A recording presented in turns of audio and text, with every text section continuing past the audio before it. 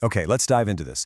Have you ever achieved something absolutely massive, like you get a huge promotion, maybe finish a grueling degree or win a major award, and instead of feeling on top of the world, you just feel this sinking pit in your stomach? You know the feeling. You look at that diploma on the wall or your shiny new job title, and this little voice in the back of your head just whispers, "Man, they made a mistake. I really shouldn't be here." Well, if you felt that, you are in very, very good company. Actually, did you know that Albert Einstein, literally Einstein, confessed toward the end of his life that he felt like an involuntary swindler whose work didn't actually deserve all the praise? Wild, right? So, welcome to our explainer on this fascinating, almost completely invisible psychological structure that lives in the minds of some of the most capable people on the planet. Today, we're mapping out the architecture of imposter syndrome. We're going to explore the exact mechanics of why success sometimes feels entirely wrong, and why your own brain might literally be working overtime to convince you that your biggest wins are nothing more than a giant, embarrassing mistake. Moving right along to Section 1, the paradox of success. We're basically embarking on a bit of a psychological detective story here. We need to investigate this profound disconnect between objective reality, the actual facts on the ground, and our own subjective perception. It's just a completely counterintuitive phenomenon. You'd naturally assume that as someone achieves more, their confidence would just grow in perfect parallel alignment, right? But the source material reveals this fascinating paradox where the exact opposite happens. The very act of succeeding actually becomes the trigger for an intense psychological unraveling. So we really have to ask ourselves, why do you feel like a fraud when you succeed? When you look at high achievers, there's this recurring, almost totally predictable failure to attribute their victories to personal skill or hard work. Instead of just claiming their wins, they point to luck, timing, or, maybe a random computer glitch in the HR department. They systematically strip away their own agency. So why does the brain of a highly competent person actively try to convince them that they're basically a con artist? Our source text uses this incredibly powerful phrase to describe the whole thing, the fraudulence of success. Just sit with that combination of words for a second. Success itself is the actual mechanism that triggers the feeling of being an imposter.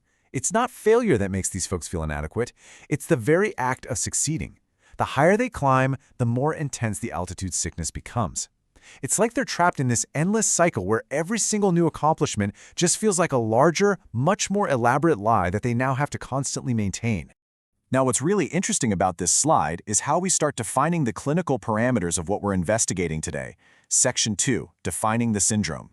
To truly understand the architecture of this feeling, we need to take all that messy, complex emotion and distill it right down into stark clinical parameters.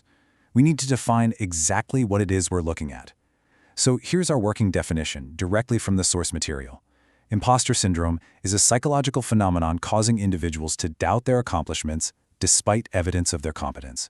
Now, I want to draw all of your attention to one single, incredibly heavy word right smack in the middle of that definition: despite. Despite evidence. See, this isn't about a lack of data. The individual has the degrees, they've got the glowing performance reviews, they have the objective proof literally sitting right there on their desk. But the evidence simply doesn't cure the self-doubt. It's exactly like acing a massive project at work, but somehow convincing yourself you only pulled it off because the client was just having a really good day and didn't read your report closely enough. The syndrome acts as this impenetrable shield, completely deflecting the actual facts. Which brings us to Section 3, the objective disconnect. So if the evidence is totally there, but the brain just isn't registering it, where exactly is the breakdown happening? Let's guide ourselves into the true anatomy of this syndrome. We're going to look at the exact structural point where reality and mental perception just violently split apart from one another. Okay, so on one side we have objective success. This is energetic, it's real, it's totally measurable, it's the big promotion, the raise, the finalized project. But on the other side, we have the individual's internal baseline of self-perception. And man, this baseline is incredibly slow to change. It is stubborn, it's deeply rooted in an underlying lack of self-confidence, and the tension between these two opposing forces, the undeniable real-world reality of the win and this unyielding low self-perception, well, that's exactly where imposter syndrome thrives. They are just entirely disconnected. And when you live inside that disconnect, it breeds a very specific, deeply paralyzing symptom: the unshakable fear of deceiving others. Because the internal baseline absolutely refuses to accept the objective success, the individual's brain has to literally invent a reason for why they got the job or won the award. And the only logical conclusion the brain can possibly come up with is, well, I must have tricked them. They become entirely convinced that they're merely deceiving everyone around them about their true abilities, and that it's only a matter of time, maybe tomorrow, maybe next week, before the whole illusion shatters and they're finally exposed. So the crucial point is we have to shift our focus inward. Section 4, your internal baseline. We really have to look inward to understand how this mechanism actually operates. We need to understand the rules of this internal baseline of self-perception. Like, why is it so incredibly resistant to the truth? How does this mental blueprint actually function on a day-to-day basis? Well, look at how aggressive this internal baseline really is. It doesn't just passively experience doubt, it takes active measures. According to our source material, it actively ignores objective evidence of competence. It stubbornly refuses to attribute victories to personal skill. And it outright rejects hard work as the root cause of success. Think of it kind of like a terribly calibrated email spam filter, right? It takes all the good news, all the actual tangible proof of your worth, and dumps it straight into the junk folder, leaving absolutely nothing but pure anxiety in your main inbox. Any proof that you actually earned your success is systematically caught by that filter and just thrown right out. And that leads perfectly into Section 5, the milestone tension. So what happens when this aggressively negative internal baseline collides head-on with a major life event? Well, we find that professional milestones act as the exact friction point that sets this entire psychological trap off. Let's walk through this architectural framework step by step. Step 1. You achieve a professional milestone, a massive, undeniable win. Step 2. That objective milestone immediately conflicts with your underlying lack of self-confidence, your internal baseline. It just doesn't match the story you've been telling yourself about who you are. And then Step 3. Severe internal tension arises.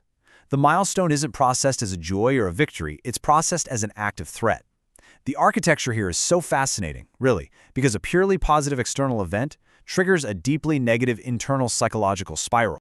And this brilliantly illustrates the core danger of imposter syndrome. Milestones aren't just celebrations anymore. They are literal stress tests on your internal baseline.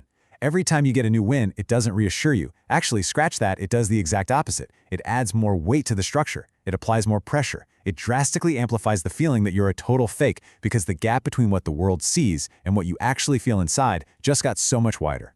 So I want to leave you with this question. Which side of the disconnect are you living on? Are you actually allowing yourself to live in the reality of your objective success? Or are you trapped behind the flawed filtering system of an outdated internal baseline? Understanding this architecture is absolutely the first step to dismantling it. So the very next time you hit a major milestone, I want you to ask yourself, who is really running the show right now, the evidence or the imposter? Thanks so much for learning with us today.